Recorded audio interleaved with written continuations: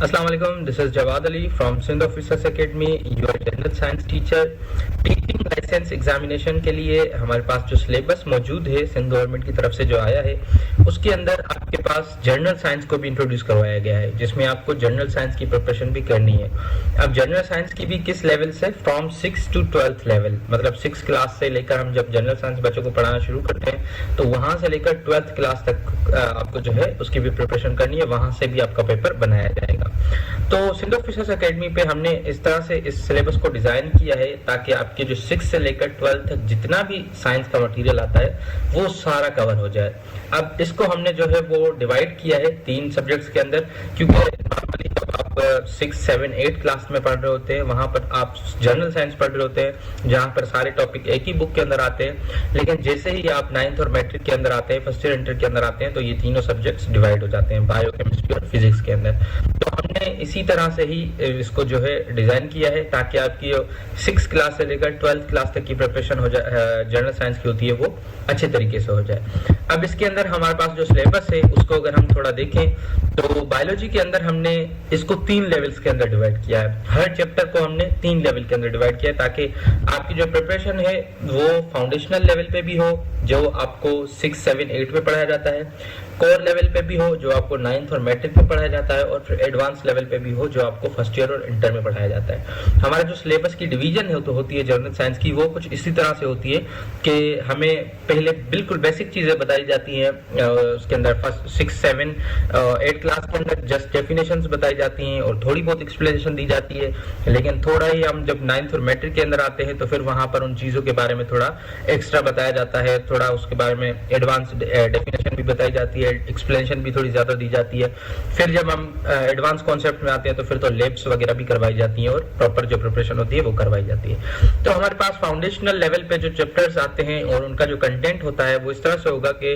Foundational level पे अगर पहला चैप्टर है बायोलॉजी का, introduction to biology and scientific method, यानी बायोलॉजी का इंट्रोडक्शन दें और उसके अंदर जो साइंटिफिक मेथड्स यूज हुए हैं उनका इंट्रोडक्शन दें, वो किस तरह से होते हैं, किस तरह से यूज होते हैं, इसके बारे में हमें बताना है। अब इसमें जो फाउंडेशनल लेवल होगी हमारी, जो कि 6, 7, 8 क्लास में हमें पढ़ाते हैं, वो यही पढ़ाते हैं कि कैरेक्टरिस्टिक ऑफ लिविंग ऑर्गेनिजम्स क्या है, यानी लिविंग ऑर्गेनिजम्स के अंदर कौन कौन से खुसूसियात हैं, उनके कैरेक्टर्स क्या है, फीचर्स क्या है, लेवल ऑफ बायोलॉजिकल ऑर्गेनाइजेशन क्या है, यानी बायोलॉजिकल जो बायोलॉजी के लिविंग ऑर्गेनिजम्स हैं उनकी लेवल क्या है, किस तरह से उनको जो है वो रखा गया है एक कैटेगरी के अंदर। फिर basic needs of living organisms क्या है, एक लिविंग जानदार जो है उसकी बेसिक नीड्स क्या है, उसको क्या चाहिए होता है जिसकी वजह से वो सरवाइव करता है, जैसे पानी होता है, ऑक्सीजन होता है, इसी तरह से प्लांट्स जो है वो फोटोसिंथेसिस करते हैं और हम ह्यूमंस जो है वो अपना खाना बनाते हैं, हम बनाया हुआ जो है वो यूज करते हैं रेस्पिरेशन प्रोसेस के अंदर। ये सारी चीजें जो है वो आप आगे चल के पढ़ेंगे,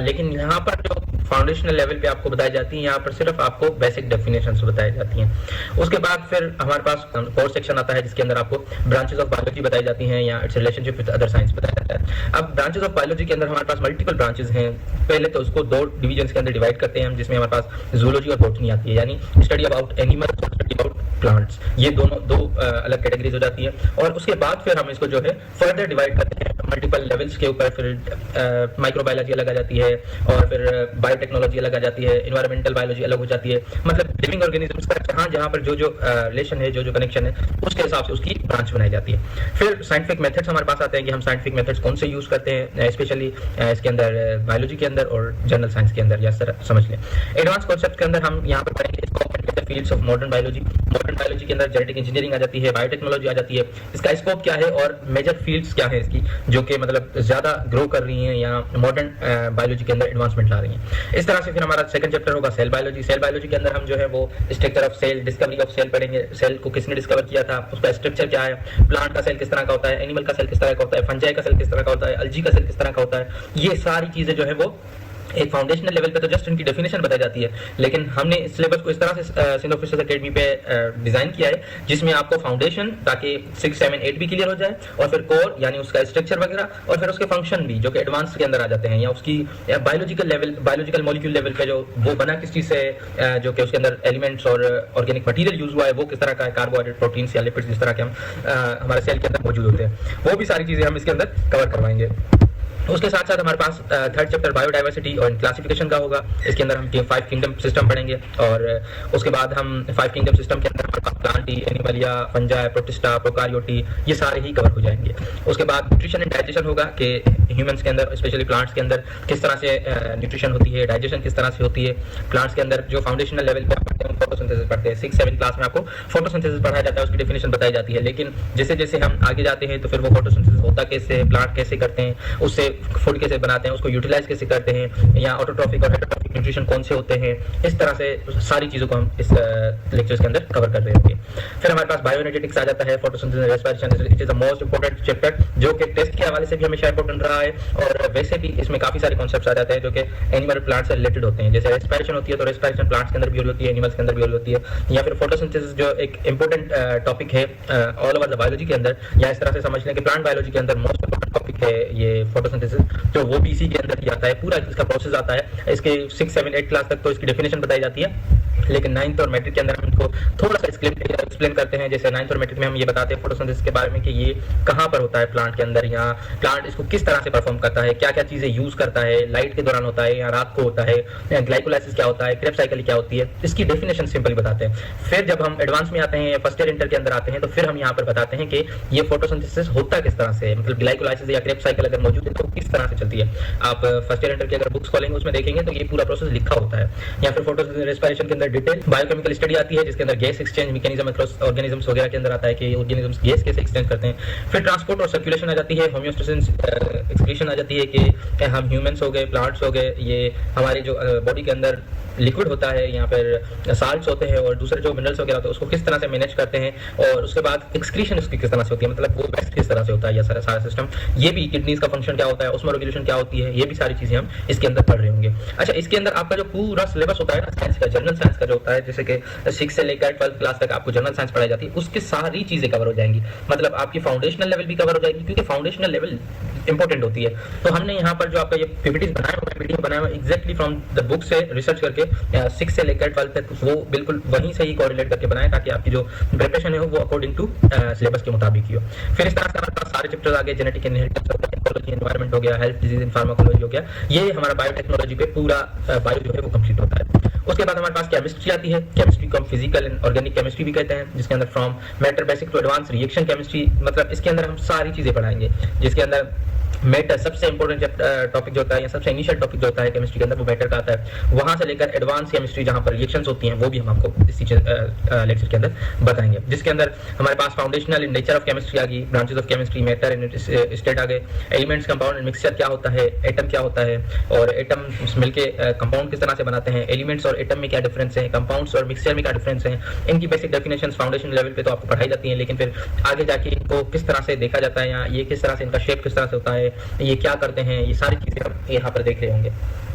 स्टेट्स ऑफ मैटर हो गई, ये भी मोस्ट इंपोर्टेंट चैप्टर है, जिसके अंदर आपको तीनों मैटर की, बल्कि 4 मैटर की स्टेट्स जो है वो पढ़ाई जाती हैं, गैस, लिक्विड और सॉलिड, उसके साथ क्लास में भी पढ़ाई जाती है। अब यहाँ पर आपको जो है ये सारी चीजों पे फोकस करना है, गैस और यहाँ पर थ्योरीज वगैरह होती हैं, सॉलिड लिक्विड के अंदर जो मल्टीपल थ्योरीज दी गई हैं या मल्टीपल लास्ट दिए गए हैं, वो सारे यहाँ पर जो है वो एक्सप्लेन किए जाएंगे। For now it's just outline, ताकि आपको आइडिया हो जाए कि हम आगे जाके जनरल साइंस के अंदर क्या क्या चीजें पढ़ेंगे। फिर एटॉमिक स्ट्रक्चर आ गया, केमिकल बॉन्डिंग आ गई, periodic table and its periodicity आ गया, जिसमें हम आपको एलिमेंट्स के बारे में बताएंगे कि एलिमेंट्स की क्या क्या प्रॉपर्टीज होती है, इलेक्ट्रोनेगेटिविटी क्या होती है, इलेक्ट्रोएफिनिटी क्या होती है, और उसकी जो एटॉमिक नंबर क्या होता है, एटॉमिक वेट क्या होता है, एक जो एटम होता है वो क्या इमिट कर रहा होता है, क्या एब्सॉर्ब कर रहा होता है, किस तरह से उसको एनर्जी मिलती है, ये सारी चीजें। केमिकल बॉन्डिंग हो गई, कौन से 3 टाइप के केमिकल बॉन्ड होते हैं, ये सारी चीजें जो है हम यहाँ पर आपको बता रहे होंगे। उसके साथ साथ chemical reaction, reactivity, acid bases and salts, solution in state of मैट्री,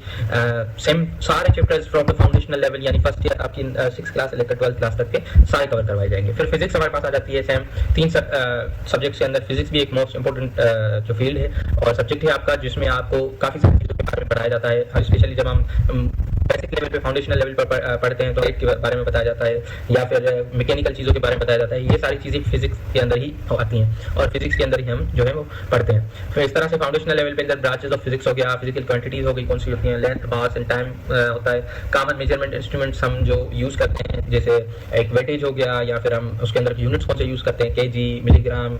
ml, litre, इस तरह से। प्रिसीजन, बेसिक सिग्निफिकेंट फिगर्स क्या होती हैं, the internal system of units, इन सब का आपको आइडिया होना चाहिए, क्योंकि ये बेसिक लेवल की चीज़ें हैं और जो टेस्ट होता है उसमें बेसिक लेवल को टच किया जाता है, ताकि आपको एडवांस लेवल तो बच्चे पढ़ के आते हैं, बेसिक लेवल को देखें कि वो उनकी कितनी स्ट्रॉन्ग है। फिर प्रोजेक्टाइल मोशन, इस तरह से हो गए जो एडवांस टॉपिक है हमारे पास। न्यूटन्स लॉ हो गए तीनों, ये भी तीनों ही मोस्ट इंपॉर्टेंट है न्यूटन्स लॉ, क्योंकि न्यूटन्स लॉ के अंदर जो है हम 3 लॉ पढ़ रहे होते हैं। यहाँ पर हमारे पास जो